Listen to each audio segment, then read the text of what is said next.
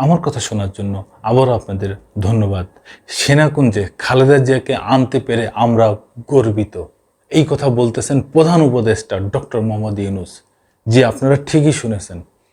খালেদা জিয়া এই সশস্ত্র বাহিনী দিবসের এই অনুষ্ঠানে সেনাকুঞ্জে সবচেয়ে মধ্যমণি ছিলেন তিনি এই পুরো অনুষ্ঠানের। আর ডক্টর ইউনূস প্রধান উপদেষ্টা, তিনি তার ভাষণে প্রথমেই বলতেছেন বেগম খালেদা জিয়া 3 বারের সাবেক প্রধানমন্ত্রী, তাকে আমরা এই অনুষ্ঠানে পেয়ে আনন্দিত এবং গর্বিত। এই বিষয়ে যুগান্তরে কি বলছে একটু জানি। সশস্ত্র বাহিনী দিবসের সংবর্ধনা অনুষ্ঠানে বিএনপি চেয়ারপারসন বেগম খালেদা জিয়া অংশ নেয়ার বিষয়ে অন্তর্বর্তীকালীন সরকারের প্রধান উপদেষ্টা ডক্টর মোহাম্মদ ইউনূস বলেছেন, খালেদা জিয়াকে আনতে পেরে আমরা গর্বিত। সেনাকুঞ্জের সশস্ত্র বাহিনী দিবসের অনুষ্ঠানে যোগ দিয়ে তিনি এসব কথা বলেন। ডক্টর মোহাম্মদ ইউনূস বলেন, শহীদ রাষ্ট্রপতি জিয়াউর রহমানের স্ত্রী বেগম খালেদা জিয়া এখানে এসেছেন। এক যুগ তিনি আসার সুযোগ পাননি, আমরা গর্বিত এই সুযোগ দিতে পেরে। খালেদা জিয়াকে উদ্দেশ্য করে তিনি বলেন, দীর্ঘদিনের অসুস্থতা সত্ত্বেও বিশেষ দিনে সবার সঙ্গে শরীক হওয়ার জন্য আপনাকে আবারও ধন্যবাদ। আপনার আশু রোগ মুক্তি কামনা করছি। অনুষ্ঠানের পাশাপাশি সোপায় বসা ডক্টর মোহাম্মদ ইউনূস ও খালেদা জিয়াকে হাস্যোজ্জ্বল মুখে আলাপচারিতা করতে দেখা গেছে।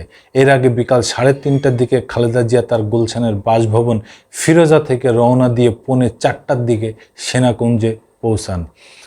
2010 সালের 13ই নভেম্বর খালেদা জিয়াকে তার পরিবার সহ ঢাকা সেনানিবাসের শহীদ মইনুল রোডের বাড়ি থেকে বের করে দেওয়া হয়েছিল। আর সেই সেনানিবাসের সেনাকুঞ্জেই যান তিনি। এদিকে 2018 সালের পর এই প্রথম বিএনপি চেয়ারপারসন প্রকাশ্য কোনো কর্মসূচিতে অংশগ্রহণ করলেন। এর আগে তিনি 2018 সালের 5ই ফেব্রুয়ারি সর্বশেষ সিলেট সফর করেন। এছাড়া 2012 সালে সশস্ত্র বাহিনী দিবস উপলক্ষে সেনাকুঞ্জের অনুষ্ঠানে অংশ নিয়েছিলেন সাবেক প্রধানমন্ত্রী বেগম খালেদা জিয়া।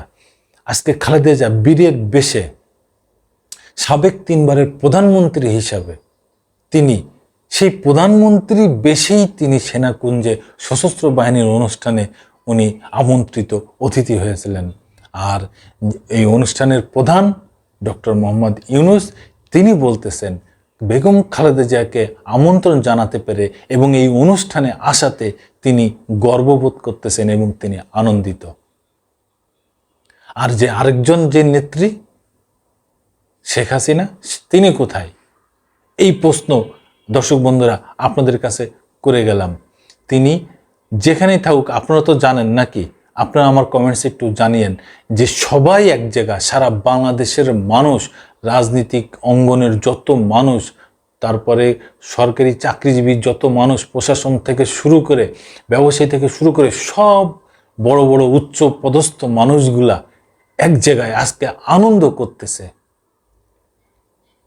আর সেই চেতনার দল, মুক্তিযোদ্ধার দল, গণতন্ত্রের দল, প্রাচীন দল, ঐতিহ্যের দল, তারা কোথায়? দর্শক বন্ধুরা আপনাদের কাছে প্রশ্ন করলাম, আপনারা অবশ্যই কমেন্টস জানাবেন যে তারা কোথায়। ধন্যবাদ। আবার আসবো নতুন কোনো কথা নিয়ে, নতুন কোনো ঘটনা নিয়ে। আমি প্রিন্স।